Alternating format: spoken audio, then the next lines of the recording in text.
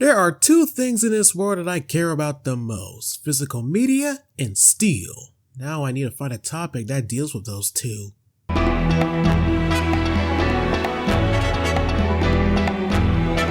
Oh.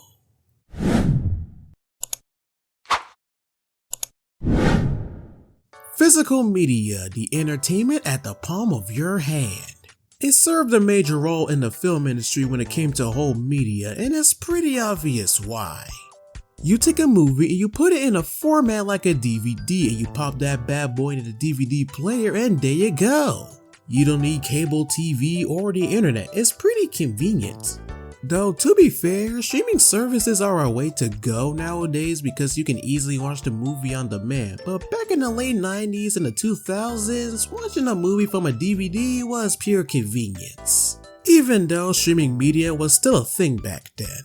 Even today, physical media is still a thing, it's just that people will prefer streaming services because, again, you can easily watch the movie on demand. Now, there are three different types of physical formats: DVD, Blu-ray, and UHD, and the only difference you can tell is mostly the packaging. Most DVD cases are standard black, Blu-ray cases are transparent and blue, and UHD cases are pretty much the same thing as Blu-ray but black and not transparent. But what if you want a physical movie that has a better looking case than a standard packaging? I mean, there is an alternative.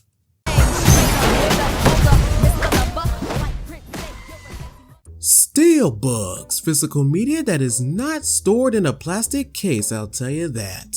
Alright, what's the purpose of these things? What's the point? Well, a steelbook is more so of a limited run of a movie or a video game packaged in a premium case, often with classic or special artwork. It provides both a better display for the artwork and as well as being a more durable way of storing disc. So it gives companies the opportunity to give a movie or a video game a brand new look that stands out from plastic. And there are so many of these steelbooks out there, but these are the ones I own: Kiki's Delivery Service and Porco Rosso. Both of them comes from the Studio Ghibli Steelbooks line and contains both a Blu-ray and a DVD. On the inside we got some advertisement, a small booklet, and the art, which is pretty nice. The outside isn't much to write home about, it usually has a character on the front and that's it, but I could get around this. The company that made it all possible, G Kids, is somewhat all over the place when it comes to steelbook releases. Mostly because the 95% of these steelbook releases are Studio Ghibli, while the other 5% are non-Studio Ghibli. I'm not complaining that much, but even I have to admit, they could do a lot more of these releases other than Studio Ghibli. But Shout Factory, on the other hand, that's a completely different story. They'll literally give a movie or a TV show the physical media treatment when no one else will, and steelbooks are no different.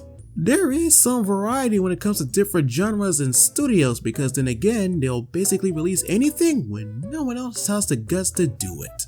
Not all steelbooks are winners, though if I'm gonna be honest, there are some steelbooks that look great, but there are some steelbooks that look similar to one another. I really can't tell if it's the color scheme or the similar design. Maybe it's just me. Also, I want to bring up the fact that they're also the company that made the Studio Ghibli Steelbooks possible. Speaking of companies, what about the big boys?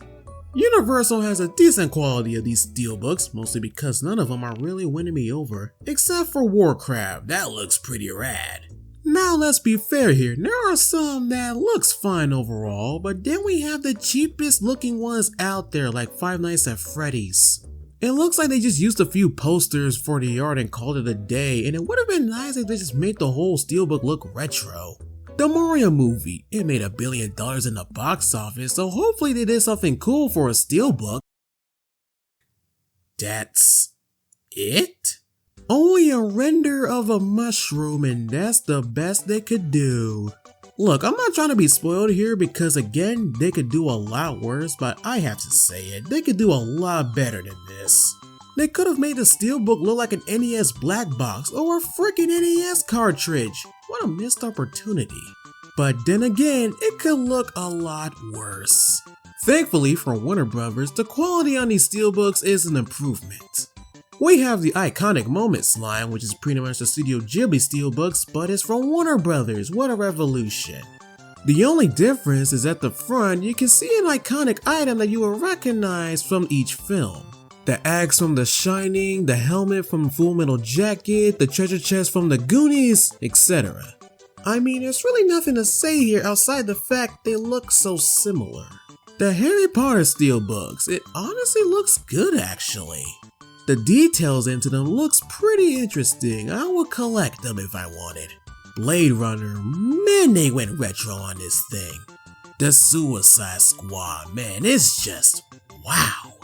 The Wonka Steelbooks looks great. I like how it displays different types of chocolate. I respect that. And finally, Space Jam. I love how the outside looks like the basketball court, and then the inside we get a drawing of Bugs Bunny and the game plan. It's awesome. Now with Sony, the quality of these steelbooks are pretty constant. There are actually some of them that look similar, but they make it up for it with some nice art.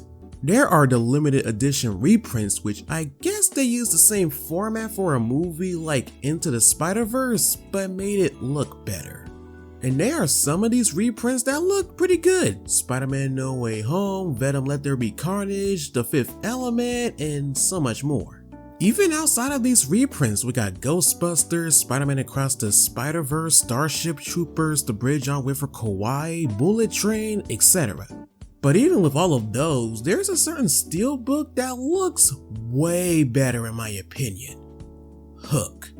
Now this is more like it, and look, those limited edition reprints are fine and all, but it doesn't really come close to this work of art.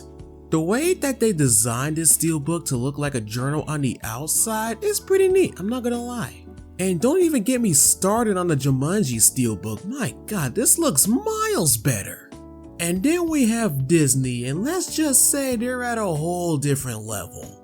There's the Disney 100 steelbooks, which is pretty similar to the iconic Moments steelbooks from Warner Brothers and the Studio Ghibli steelbooks in terms of design.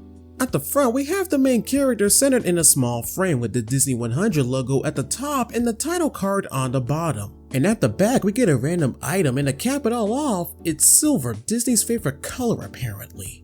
They look fine, not the best looking ones out there, but they're fine overall. And of course we have the Disney and Mono collaboration, which are giving movies a completely different art style. The Little Mermaid, Frozen, Pinocchio, Alice in Wonderland, Sleepy Beauty, Wreck-It Ralph, Aladdin, Toy Story, The Jungle Book, etc. And I like the art style for each of them, especially Alice in Wonderland. But that's just the start of these Disney steelbooks I'm about to round up here, so here we go. Mulan. I love the art on the front. Disney doesn't make stuff like this like they used to back then, and it's honestly a shame. The Emperor's New Groove. The front is gorgeous, and I love the color scheme they used on this steelbook. Hercules. I like there are some things that just sticks out of the frame. It's honestly pretty funny.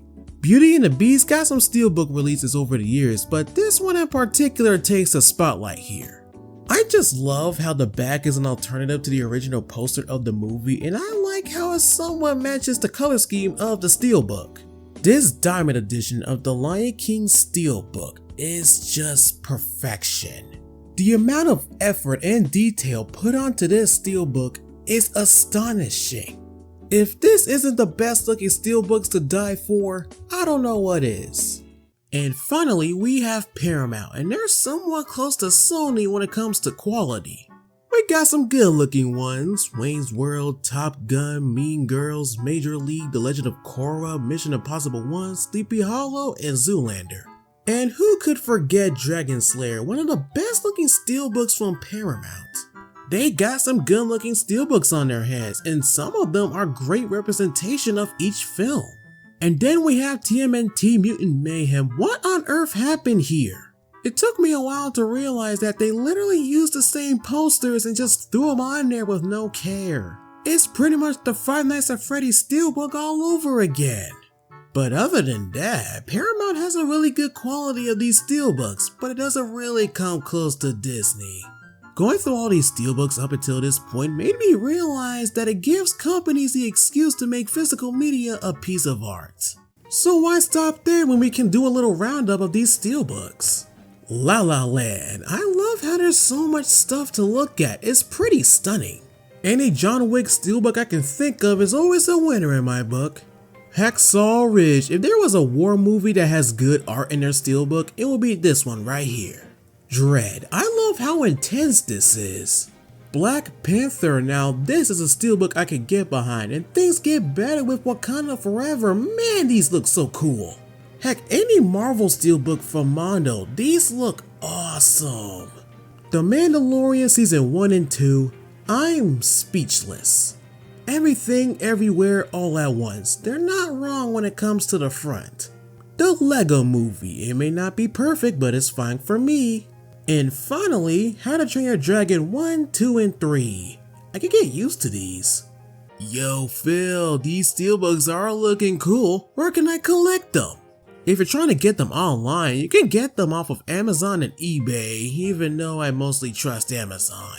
I mean, I got the Studio Ghibli steelbooks from there for under $20, what a deal. To be fair, eBay does have a greater advantage compared to Amazon. They have any steelbook you can think of, and sure, some of them can be expensive, but you have other options when it comes to the price. If you want to collect them in person, you can try. Now, there are only 3 retail stores I can think of where they sell steelbooks: Target, Best Buy, and Walmart. And from my experience, it takes luck to find any steelbook in any of those retail stores. And the only retail stores in my area that sell steelbooks is Best Buy and Walmart, and the only steelbooks they had is Disney 100.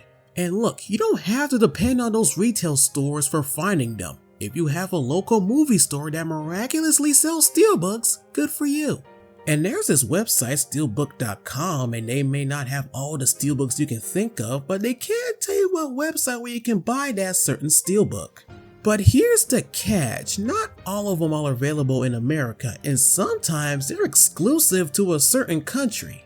But if you're really invested into collecting these things, this website might be for you. Yup, steelbooks sure are great. Not only is the most protective way of storing the disc, the art that it displays can either be a cheap or a great representation of a certain film. It's honestly kinda cool to have a collection of these things. I'm almost jealous, though the amount of money that you have to spend to even make this collection possible is crazy. Especially that some steelbooks can be crazy expensive. The more I think about it, it's really a big sacrifice financially, but hey, it's their commitment. And if you're really interested in this stuff, I would personally recommend eBay, but if you want to go hardcore, then steelbook.com is for you. Just as long as you keep it on a safe budget, you'll be just fine. Man, steelbooks are awesome to collect, but you know what else is cool? An animated short about having a clear conscience. At least that's how I visualized it. It's just a character flying through the sky with Studio Ghibli music playing in the background, and you can check it out on my animation channel. I'm just proud of myself that I managed to use my imagination to my advantage. Like, if I could turn my imagination into an animated short, you too can do anything. But for now, I'm starting a hunt for those John Wick steelbooks.